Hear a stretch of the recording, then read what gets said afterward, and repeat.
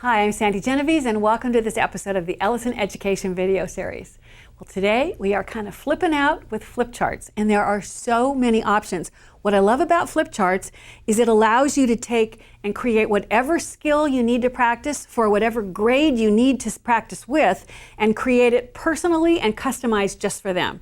Some of the examples you can see on just looking at the table.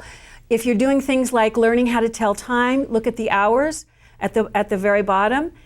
You can do this. I've done this in English and in Spanish, which is kind of fun. For place value, the flip charts, where they are learning everything from ones, tens, hundreds, and of course you have all of the other numbers behind. Here is a flip chart for word families where they're just doing each beginning consonant, and then they have the rest of the word. This is more of like a class or a center version. We're going to see in a minute how to actually do an individual version with the students. Here, if the kids are learning things like color and shape, notice, I'll just flip a few of these, they can either match up and look for all the orange, or they can try to find all of the butterflies. But they can match colors and shapes.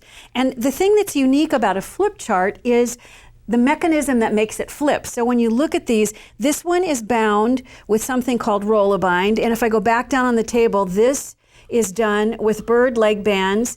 And this one at the very bottom is actually a comb binder, some mechanism that allows you to flip the pages. So I thought we would start today with one here that would be one that every child could make themselves. So not only do they get their own to practice, but they build it so they feel pride and ownership for having made their practicing tool. All I've done is I've just cut out of cardstock a sheet. I've taken and I've cut little smaller pieces out of white, and I've used, when I lay it down, you'll see I've used it to mark where the holes are going to be.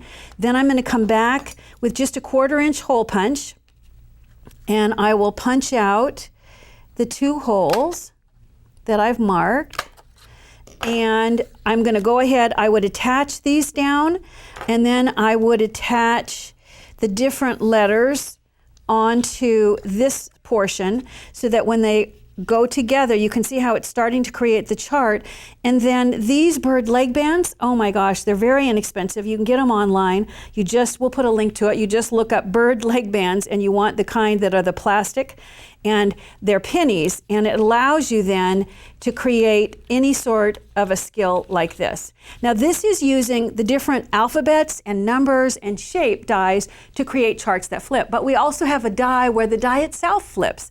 This die on the table is called Flashcard Flipper, and I'm going to bring this over to me so I can show you. It has all of the perforations for folding and all of the cuts.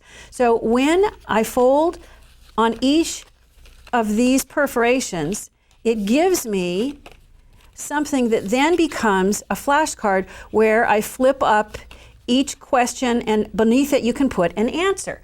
For example, if you've gone on a nature hike, you can have the different things that you know you're going to encounter on the hike, and when you lift it, you can have notebook paper for the kids to take notes. In this example, you could do a book report where as you flip up each of the pages, you have information about the book on the pages, the pieces behind when it flips. Now this is using Flashcard Flipper where it's oriented horizontally, but you can also turn it to the side like I did here to create a vertical orientation.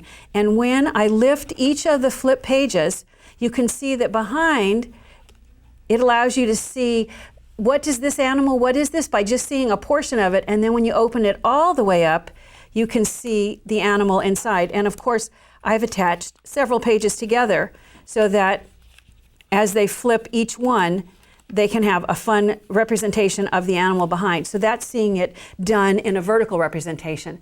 You know, I just think that these projects are something that your students are really going to flip over.